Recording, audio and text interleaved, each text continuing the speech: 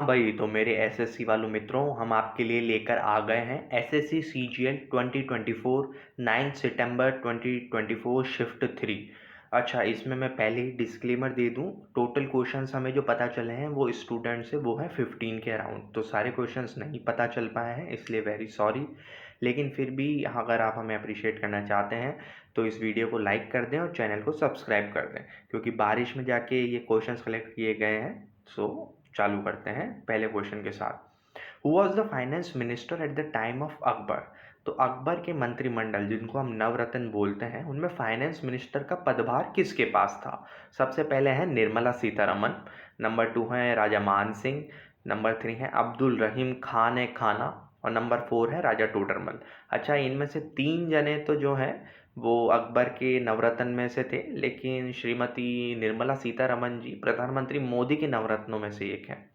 तो इसका ऑप्शन हमें पता होना चाहिए, राजा टोडरमल जी जो थे वो फाइनेंस मिनिस्टर थे अकबर के समय पे। Which is the smallest Ramsar site of India? Ramsar site total कितनी है, स्मॉलेस्ट कौन सी है, लार्जेस्ट कौन सी है, किस स्टेट में कौन सी रामसार साइट है, और लेटेस्ट एडिशन क्या है? ये सब एसएससी के हॉट फेवरेट टॉपिक हैं। तो इसके ऑप्शन हमें बताइए, Kela Devi wetland, Chilka lake, Renuka lake और सैंगपो लेक। तो इनमें से कौन सी है? टोटल इंडिया में अभी 85 हो चुकी हैं। रेणुका लेक जो कि हिमाचल प्रदेश में है, वो स्मॉलेस्ट रामसार साइट है। और लार्जेस्ट हमें पता होना चाहिए सुंदरबन, जो कि वेस्ट बंगाल में है। All the executive actions are taken in the name of president is mentioned in which article? ये स्टेटमेंट बेस्ड क्वेश्चन था, तो इस पे आर्टिकल हमसे उल्टा पूछा गया था। तो आर्टिकल 75, 76, 77, 78। अच्छा, एक बात बता दूं, आगे की शिफ्ट में जो भी जा रहे हैं वो आर्टिकल्स को स्पेशली तैयार करके जाएं, क्योंकि हर शिफ्ट में हमने देखा है कि लगभग 3 आर्टिकल्स आपसे पूछे गए हैं। तो इस क्वेश्चन नंबर 3 का आंसर हमारे पास है आर्टिकल नंबर 78। अच्छा, को फिर अगला क्वेश्चन ये भी आर्टिकल के ऊपर ही था। Freedom of religion is mentioned in which article? Article 21, 22, 23, 25। इस क्वेश्चन से अलग आपको इंडिविजुअली भी पता होना चाहिए कि 21 में क्या है, 22 में क्या है। खैर, इसका आंसर आपने बता ही दिया होगा, article 25। Nuakhai festival is of which state? Festivals उनके स्टेट और किन गॉड से वो रिलेटेड है, ये बहुत ज़्यादा पूछा जा रहा है। तो जो इसमें ऑप्शन है वो है राजस्थान, यूपी, बिहार या फिर उड़ीसा। जिनको भी पता है वो जानते हैं उड़ीसा। और एक बार नहीं, सेम क्वेश्चन एसएससी 2-3 बार रिपीट कर चुका है। Question number 6, who was the youngest person to receive Padma Bhushan in 2002? तो इसमें ऑप्शन है बिरजू महाराज, एमएस धोनी, विराट कोहली, जाकिर हुसैन। इनमें से कौन सा व्यक्ति था जो सबसे यंगेस्ट पद्म भूषण जिसने रिसीव किया था 2002 में? इसका ऑप्शन है जाकिर हुसैन, जो कि फेमस तबला वादक हैं। 1998 में इन्हें पद्मश्री भी मिल चुका है।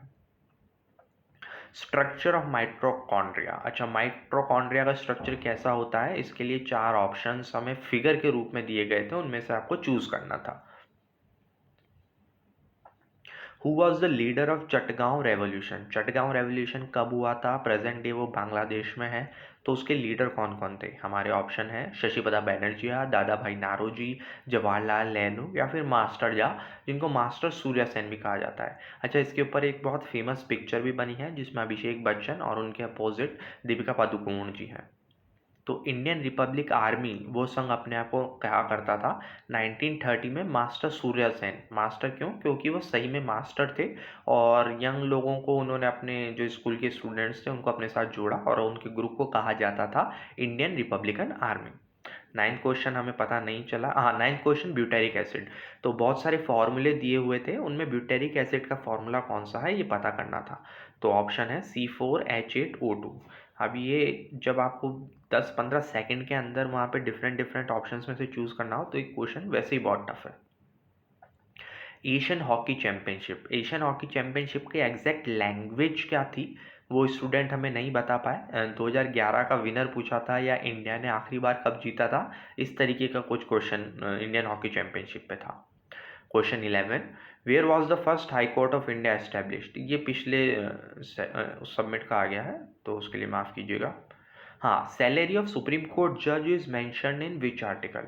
ये पूछा गया है आर्टिकल 125, ये हमें पता होना चाहिए।